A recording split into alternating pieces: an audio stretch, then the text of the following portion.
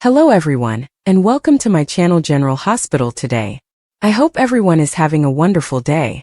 Before we begin, please hit the subscribe button and give this video a thumbs up. Drew stood in the dimly lit corridors of General Hospital, his heart pounding like a drum in his chest.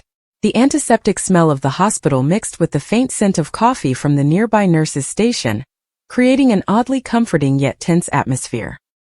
He had been coming to this hospital for weeks, visiting his uncle, who was recovering from a mysterious accident that no one seemed to fully understand. But today felt different. There was a weight in the air, a sense that something was about to unravel, and Drew couldn't shake the feeling that he was on the cusp of uncovering something life-altering. It all started with a cryptic message. A crumpled piece of paper slipped into his jacket pocket while he was grabbing coffee at Kelly's diner. The note was unsigned, written in hurried, jagged handwriting. The truth is in the hospital records. Room 204. Don't trust anyone. At first, Drew dismissed it as a prank, some kind of Port Charles drama that always seemed to swirl around the town like a storm. But the words gnawed at him, and the more he thought about it, the more he realized he couldn't ignore it. Port Charles was a place where secrets festered, and Drew had learned long ago that nothing was ever as it seemed. He adjusted his jacket and glanced down the hallway. The hospital was quiet tonight, save for the occasional beep of a monitor or the soft murmur of nurses discussing patient charts. Room 204 was just around the corner, and Drew's curiosity had finally won out over his caution. He had to know what the note meant. His uncle's accident, the strange behavior of certain hospital staff, and the whispers he'd overheard about missing files, all pointed to something bigger. Something dangerous. As he approached room 204, Drew's steps slowed. The door was slightly ajar, and a faint light spilled out into the hallway. He hesitated, his hand hovering over the handle. What if this was a trap? Port Charles was no stranger to schemes, and Drew had been burned before by trusting the wrong people. But the note had been specific, and his gut told him this was no coincidence. Taking a deep breath, he pushed the door open and stepped inside. The room was empty, save for a single hospital bed and a small table cluttered with medical supplies. A clipboard hung at the foot of the bed, its pages slightly yellowed. Drew's eyes scanned the room, landing on a filing cabinet tucked into the corner. It was old, rusted in places, and looked out of place in the otherwise sterile environment. He approached it cautiously, his fingers brushing against the cold metal. The drawer creaked as he pulled it open, revealing a stack of folders, some labeled with names he recognized, others with codes that meant nothing to him. He rifled through the files, his hands trembling slightly. Most of the documents were standard, patient histories, medication logs, discharge summaries. But then he found it. A folder labeled Confidential Project Nexus. The name sent a chill down his spine. He'd heard whispers of Project Nexus before, a supposed medical trial that had been shut down years ago after allegations of unethical practices. No one talked about it openly, and those who did seemed to vanish from Port Charles shortly after. Drew opened the folder, his eyes scanning the pages. The documents were dense, filled with medical jargon and cryptic notes. But one phrase stood out. Subject 17, memory suppression successful. His heart skipped a beat. Memory suppression? That sounded like something out of a sci-fi movie, not a small-town hospital. As he read further, the pieces began to fall into place. The file mentioned a series of patients who had undergone experimental procedures, their memories altered to protect sensitive information. Names were redacted, but one detail caught his eye. A reference to a Quartermain connection. The Quartermains. Drew's family. His mind raced. Was this why his uncle's accident had never made sense? Was this why certain hospital staff seemed to avoid his questions, their eyes darting nervously whenever he pressed for details? He flipped through the pages, his pulse quickening with every word. The file mentioned a Dr. Victor Cassadine, a name that sent a jolt of recognition through him. Victor was a ghost in Port Charles, a man whose influence lingered long after his supposed death. If he was tied to this, it meant trouble, big trouble. Drew's thoughts were interrupted by the sound of footsteps in the hallway. He froze, clutching the folder tightly. The steps were slow, deliberate, as if someone was trying not to be heard. He quickly shoved the folder back into the cabinet and closed the drawer, his heart hammering in his chest. The footsteps stopped just outside the door, and for a moment the silence was deafening. Then the door creaked open and a figure stepped into the room. It was Nurse Elizabeth Weber, her face pale and her eyes wide with concern. "Drew, what are you doing here?" she whispered, her voice barely audible. "You shouldn't be in this room." "I could ask you the same thing," Drew replied, trying to keep his tone steady. Elizabeth was a friend, someone he trusted, but the note's warning echoed in his mind. Don't trust anyone. Elizabeth glanced over her shoulder, as if expecting someone to follow her. "I saw you come in here," she said, her voice low. "You need to leave. Now. If they find you with those files." "Who's they?" Drew interrupted, stepping closer. "Elizabeth, what's going on? What's Project Nexus?" Her face went white and for a moment he thought she might bolt. But then she sighed, her shoulders slumping. "You don't understand, Drew. You're in over your head. Project Nexus. It's bigger than you can imagine. It's not just about this hospital. It's about power, control, and secrets that go back decades." "Tell me," Drew pressed, his voice firm. "My uncle's accident, these files, the Quartermains, what's the connection?" Elizabeth hesitated, her eyes searching his. Finally she spoke, her words barely above a whisper. "Your uncle wasn't in an accident. He was targeted. Because he knew too much.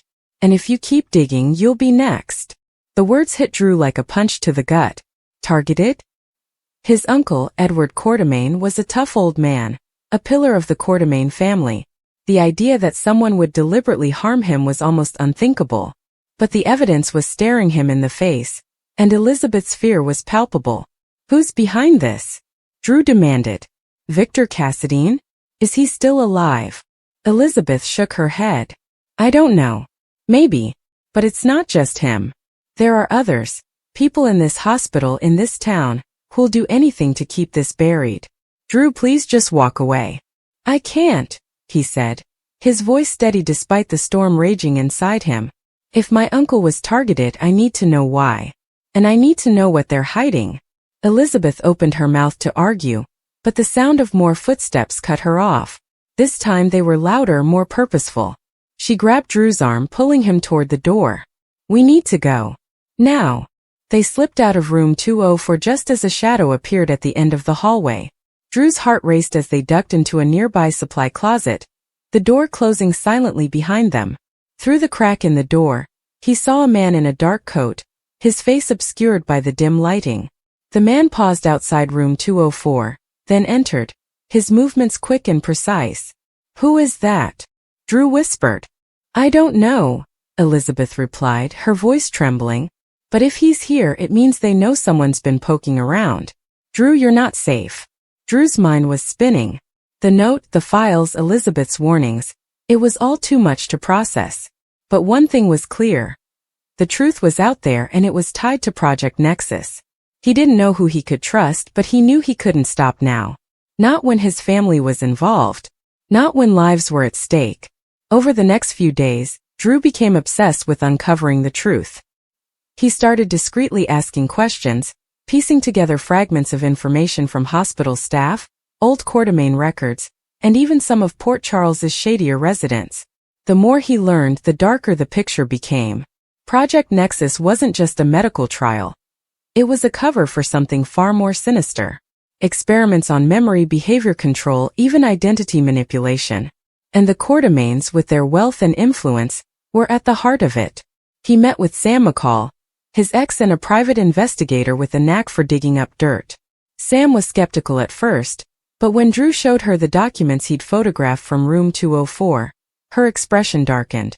"This is bad, Drew," she said, scrolling through the images on her phone. "If this is real, it means someone's been playing God with people's lives. And if Victor Cassadine is involved..." She didn't finish the sentence, but she didn't need to. The Cassadines were a family of power-hungry manipulators, and Victor was the worst of them. If he was still alive, or if his legacy lived on through others, Port Charles was in more danger than anyone realized. Sam agreed to help, and together they started tracking down leads. They found an old warehouse on the outskirts of town, rumored to be a former Project Nexus site. The place was abandoned, its windows boarded up and its walls covered in graffiti. But inside they found traces of medical equipment, files, and a chilling discovery. A list of names, some crossed out, others marked with strange symbols. Drew's uncle's name was on the list, along with several other prominent Port Charles residents. As they dug deeper, the danger grew. Drew started noticing strange things: cars following him at night, anonymous phone calls with heavy breathing, even a break-in at his apartment. Someone was watching him, and they didn't want him getting any closer to the truth. One night, as he and Sam were poring over the files in her office, the power suddenly went out. The room plunged into darkness, and the only sound was the faint creak of the floorboards outside. Drew grabbed a flashlight, his heart pounding. "Stay here," he whispered to Sam, creeping toward the door. Before he could reach it, the door burst open, and a figure lunged at him. Drew ducked, narrowly avoiding a blow to the head. In the chaos, he caught a glimpse of the attacker's face. A man he didn't recognize, but whose cold, calculating eyes told him everything he needed to know. This was no random thug. This was someone sent to silence him. Sam sprang into action, tackling the man from behind. A brief struggle ensued, and Drew managed to disarm him, pinning him to the ground. "Who sent you?" Drew demanded, his voice shaking with anger. The man smirked, blood trickling from his lip. "You're already dead, Quartermain. You just don't know it yet." Before Drew could press further, the man bit down on something. A cyanide capsule. Drew realized too late. The attacker convulsed and went still, leaving Drew and Sam staring at each other in shock. "We're in deep," Sam said, her voice barely steady. "Whoever's behind this isn't playing games." Drew nodded, his mind racing. The truth was out there, and he was closer than ever to finding it. But with every step, the danger grew. He thought of his uncle, lying in a hospital bed, unaware of the forces that had targeted him. He thought of the other names on that list, people who might still be in danger. And he thought of the note that had started it all: "Don't trust anyone." As the weeks passed, Drew and Sam uncovered more pieces of the puzzle. They learned that Project Nexus had been funded by a shadowy group with ties to both the Cassidines and the Quartermains. The experiments had been designed to control key figures in Port Charles, manipulating their memories and decisions to serve a hidden agenda. Drew's uncle had stumbled onto the truth, and his accident had been a warning to others who might dig too deep. But the deeper Drew went, the more he realized the truth wasn't just about his uncle. It was about him too. One night, while combing through the files, he found a reference to Subject 17 again, this time with a photograph attached. It was his face staring back at him. The revelation hit him like a freight train. He was Subject 17. His memories, his identity, everything he thought he knew about himself was a lie. The experiments hadn't just targeted his uncle. They targeted him too. He didn't know who he was anymore or what had been done to him. But one thing was certain. He wasn't going to stop until he uncovered every last secret. With Sam by his side, Drew prepared to confront the masterminds behind Project Nexus. They tracked down a lead to an old Cassidine estate, a sprawling mansion on the edge of town. It was said to be abandoned, but as they approached, they saw lights flickering in the windows. Someone was there. As they crept closer, Drew's mind was a whirlwind of fear and determination. He didn't know what he'd find inside, or if he'd come out alive. But he knew one thing. The terrible truth was waiting for him, and he was ready to face it. The estate's doors loomed before them, heavy and foreboding. Drew took a deep breath, his hand tightening around the flashlight. "You ready?" he asked Sam. She nodded, her eyes steely. "Let's end this." Together, they stepped into the darkness, ready to confront the secrets that had haunted Port Charles for far too long. The truth was out there, and Drew was determined to find it, no matter the cost. Drew's decision to confront the truth rather than bury it was not made lightly. He had every reason to walk away, to protect himself from further heartbreak, but that was not who he was. Drew had always been a man of honor, a man who fought for justice even when it came at a personal cost. The terrible truth may have been painful, but leaving it hidden would have been far worse. As he began to piece together the tangled web of lies, Drew realized that the secret he uncovered was not just about him. It had ripple effects that touched nearly every corner of Port Charles. The consequences would be far-reaching, impacting allies and enemies alike, and Drew knew there was no going back once the truth was unleashed. The heart of the revelation was connected to a betrayal that cut deeply. Someone Drew considered family had been complicit in keeping the secret buried. Someone he never imagined could lie to his face with such ease. That betrayal shook him in a way that reminded him of Shiloh's manipulations years earlier, when his trust had been exploited for control. The difference now was that Drew had experience. He was stronger, wiser, and more prepared to fight back. But strength did not protect him from the ache of realizing how easily trust could be shattered. The more he replayed conversations in his mind, the more he recognized the subtle evasions, the careful omissions, the moments when someone he loved had deliberately kept him in the dark. It wasn't just the lie itself. It was the deliberate choice to let him live in ignorance for so long. This realization drove Drew to the edge. He began isolating himself from the people he cared about, unsure who was truly on his side. His protective instincts flared, but instead of protecting others, he now felt the need to protect himself. He pulled back from friendships, distanced himself from confidants, and threw himself into the search for answers with a single-minded determination that worried those closest to him. They could see the toll it was taking on him. The sleepless nights, the restless energy, the flash of anger that surfaced when he felt cornered. Drew was unraveling, and while he tried to hide it, the cracks were visible to anyone who paid attention. His loved ones wanted to help, but Drew was no longer sure he could let them in. As Drew dug deeper, he uncovered documents and evidence that confirmed his worst fears. The conspiracy stretched back years, overlapping with the timeline of his abduction and imprisonment. It became clear that the people responsible had not only stolen years of his life, but had carefully orchestrated every aspect of his return to Port Charles. His memories, his relationships, even his sense of belonging, all had been manipulated to serve someone else's agenda. The sheer scope of the deception left Drew reeling. He had thought he was finally free from the shadows of his past, but now he realized that the past had never truly released him. Every step he had taken since coming back to Port Charles had been influenced by forces he hadn't even known were at play. The emotional impact grew heavier as Drew realized that the deception had placed his daughter, Scout, in harm's way as well. The thought that his little girl could have been a pawn in someone's game filled him with rage. For Drew, being a father was his most important role, the one thing that grounded him when the rest of his world felt uncertain. To think that Scout might have been manipulated or targeted because of the lies surrounding him was unbearable. It fueled his determination to expose the truth, no matter how dangerous it became. His protective instincts shifted into overdrive, and he vowed to shield Scout from any further harm, even if it meant sacrificing his own safety. This wasn't just about him anymore, it was about ensuring that the cycle of manipulation ended with him.